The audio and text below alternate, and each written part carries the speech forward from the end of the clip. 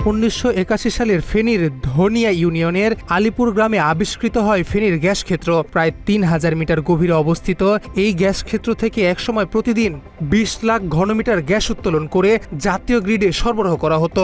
সংশ্লিষ্টদের মতে আরও কূপ খনন করা হলে উৎপাদন উল্লেখযোগ্যভাবে বাড়ানো সম্ভব ছিল। 2005 সালের ছাতক গ্যাস ক্ষেত্রের বিস্ফোরণকে ঘিরে কানাডিয়ান প্রতিষ্ঠান নাইকো ও বাংলাদেশ সরকারের মধ্যে আইনি বিরোধ শুরু হয়। এর প্রভাব পড়ে ফেনীর গ্যাস ক্ষেত্রেও। এরপর থেকেই বন্ধ হয়ে যায় গ্যাস উত্তোলন। স্থানীয়দের অভিযোগ, সম্ভাবনা থাকা সত্ত্বেও দীর্ঘ 2 দশক ধরে গ্যাস ক্ষেত্রটি অচল অবস্থায় পড়ে আছে। এটা বন্ধ হওয়ার পিছনে কারণ হইল এটা তো উদ্বোধন করছিল জিয়াউর রহমানে, আওয়ামী লীগ সরকারের আমলে এটা বন্ধ হয়েছে।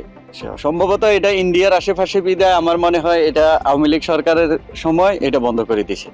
প্রত্যেকটা ম্যাক্সিমাম এই প্রজেক্টগুলা এগুলা এরকমই করে, যেটাতে ইন্ডিয়ার আশেপাশে হয় ওইগুলা ইন্ডিয়ার মনে কষ্ট যাবে হয়তো বা এই কারণে বন্ধ। আওয়ামী লীগ বন্ধ করার উদ্দেশ্য হলো মূলত আওয়ামী লীগ তো ধরেন এই ইন্ডিয়ার সাথে সংযোগ। এখানে যখন গ্যাসটা আসলে উত্তোলন করা হয় শুরু হয় তখন ইন্ডিয়াতে কোনো গ্যাস পাওয়া যায় না। এই জন্য আমরা তো ইন্ডিয়া আমাদের পার্শ্ববর্তী রাষ্ট্র, আমাদের থেকে একেবারে সন্নিকট। এই জন্যই অত আওয়ামী লীগের ইন্ডিয়ার সাবে আওয়ামী লীগ বন্ধ করতে বাধ্য হয়। এই কারণে আওয়ামী লীগ বন্ধ করে দেয়। বর্ডারে এই সমস্ত সবগুলো আওয়ামী লীগ আসলে বন্ধ হয়ে যায়। তৎকালীন খালেদা জিয়া এই কাজটা হাতে নেয়। তখন বাউন্ডারি হইতে যাবতীয় যত কাজ ছিল সবগুলো খোলার পর উনি ওইটার নামে 3টা কূপ খনন করে। এরপর 96তে আওয়ামী লীগ ক্ষমতা আসার পর এই ফিল্ডটা বন্ধ করে দেয়। এরপরে 2001 সালে বিএনপি আবার ক্ষমতায় আসে, আবার ফিল্ডটা চালু করে। বিএনপি আবার 2001 থেকে 2006 পর্যন্ত ক্ষমতায় ছিল।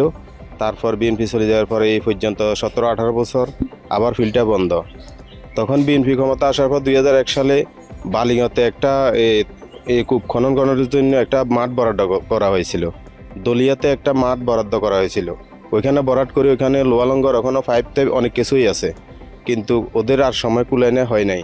বিএনপি যতবারে আসে ততবার আসলে গ্যাস ফিল্ডটা চালু হয়, আওয়ামী লীগ যতবারে আসে ততবার ফিল্ডটা বন্ধ হয়ে যায়। এটা নাইকো কোম্পানির আন্ডারে ছিল, নাইকো কোম্পানিকে দেওয়া হয়েছিল, নাইকো প্রোডাকশনও আনছে। নাইকো কোম্পানি আমরা সিলেট না হরিপুর কোথায় একটা জিনিস বিস্ফোরণ হয়েছে, ওখানে আমাদের বেশ ক্ষতি হয়েছে। ওই ক্ষতির কারণে তারা এখানে মন ঘষাঘষি হওয়ার পরে এটা নিয়ে মামলা হয়েছে। মামলা তো এখন আপাতত শেষ হয়েছে।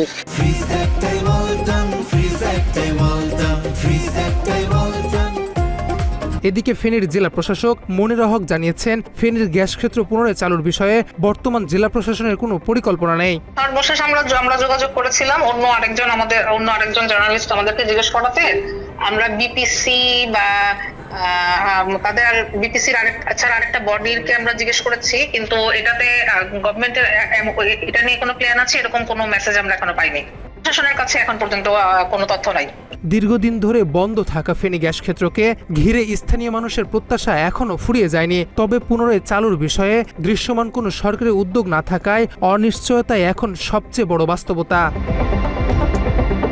দেশের জ্বালানির চাহিদা বাড়তে থাকায় গ্যাস ক্ষেত্রগুলো পুনর্মূল্যায়নের দাবি জোরালো হচ্ছে। এখন দেখার বিষয়, ফেনী গ্যাস ক্ষেত্রকে আবারও উৎপাদনে ফিরিয়ে আনতে সংশ্লিষ্ট কর্তৃপক্ষ কোনো কার্যকর উদ্যোগ নেয় কিনা। তথ্যচিত্রে জাকির আহমেদ শামীম, বাংলা এডিশন।